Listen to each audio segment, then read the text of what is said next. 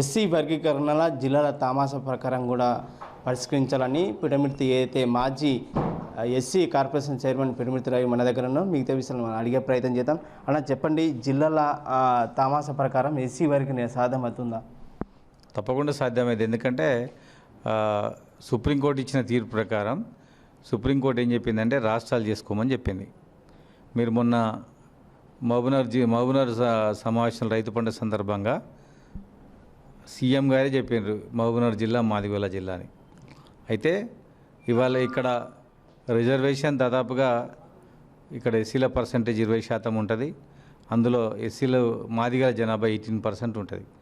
సరే 2011 జనాభా లెక్కల ప్రకారం తీసుకున్నా లేదా రిజర్వేషన్ని 15% తీసుకున్నా ఇవాళ ఇక్కడ 14% మంది ఎస్సీలు ఉంటారు, 14% మంది మాదిగలు ఉంటారు.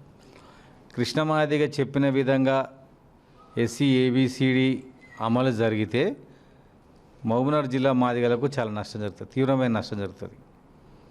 ఎందుకంటే ఇక్కడ మాదిగల జనాభా ఎక్కువ, జనాభా దామాషా ప్రకారం మాదిగలు ఎంత ఉంటే అంత ఇవ్వాలి. అదేవిధంగా జిల్లాల వర్గీకరణ జరిగితేనే మహబూబ్నగర్ జిల్లా మాదిగలకు లాభం జరుగుతుంది. ఎందుకంటే ఈ జిల్లాలో 14% మంది ఉన్నటువంటి మాదిగలకు లాభం జరగాలంటే జిల్లాల వర్గీకరణ జరగాలి. ఎస్సీలను ఏబిసిడిగా వర్గీకరించేటప్పుడు గతంలో కృష్ణమాదిగా పెట్టిన డిమాండ్ 3 దశాబ్దాల నాటిది.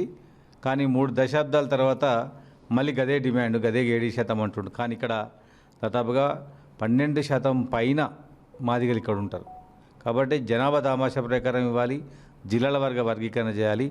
రాష్ట్ర వ్యాప్తంగా మాదిగలకు 12% ఇవ్వాలి. కానీ జిల్లాల వర్గీకరణ జరిగితేనే మహబూబ్నగర్ జిల్లా మాదిగలకు లాభం జరుగుతుంది. ఇది ముందు నుంచి చెప్పుకుంటూ వస్తా ఉన్నా. నిజానికి మాది ఖమ్మం జిల్లా. కానీ నా డిమాండ్ ఏంటంటే మహబూబ్నగర్ జిల్లాలో మాదిగలకు న్యాయం జరగాలంటే జిల్లాల వర్గీకరణ జరగాలి. ఇది నా డిమాండ్. ముఖ్యంగా అంటే ఒక పక్క ఎస్సీ వర్గీకరణ చేపట్టాలని మాది అయితే మందకృష్ణ మాదిగ తీసుకొచ్చారు. దాన్ని నిన్న మనం కూడా మాలలు కూడా వ్యతిరేకించిన పరిస్థితి. సుప్రీంకోర్టు ఆదేశాలు ఇచ్చింది ఆయా జిల్లాల ప్రకారంగా ఎస్సీ వర్గీకరణ చేపట్టుకోవాలని. దీనికి మాలలు కూడా అడ్డుకునే ప్రయత్నం చేద్దాం. దీన్ని మీరు ఏం చెప్తారు? మరి మాలలు మొన్న జరిగిన మీటింగ్లో వర్గీకరణ జరగొద్దని ఎవరు అనలేదు. అది వాళ్ళ హక్కుల కోసము, మా అస్తిత్వం కోసం అన్నారు. నిజానికి ఇప్పుడు రేపు మంత్రివర్గ విస్తరణ జరిగితే వివేక్కు మంత్రి పదవి వస్తుంది. ఆయన చేసే వర్గీకరణ వ్యతిరేక ఉద్యమం, మాలల ఉద్యమం ఆగిపోద్ది. ఆయన చేసేది కేవలం మంత్రి పదవి కోసమనే. నేను కూడా ఏమంటున్నానంటే రేవంత్ రెడ్డి గారికి విజ్ఞప్తి చేస్తానా, సార్ వెంటనే ఆయనకు మంత్రి పదవి ఇవ్వండి, మాకు ఏబిసిడి ఇవ్వండి. ఆయన వ్యక్తిగతం, ఆయన స్వలాభం కోసం చేస్తుండే ఆయన. మేము మాదిగలు అందరికీ లాభం జరగాలని మేము మాట్లాడుతున్నాం. నాకు చాలా విశ్వాసం ఉన్నది. మాదిగల మీద నమ్మకం, మాదిగల పైన రేవంత్ రెడ్డి గారికి ప్రేమ ఉంది. అందుకోసమనే నేను మాదిగలకి విజ్ఞప్తి చేస్తున్నంటే రేవంత్ రెడ్డి వెంట నడుద్దాం, ఏబిసిడి సాధిద్దాం.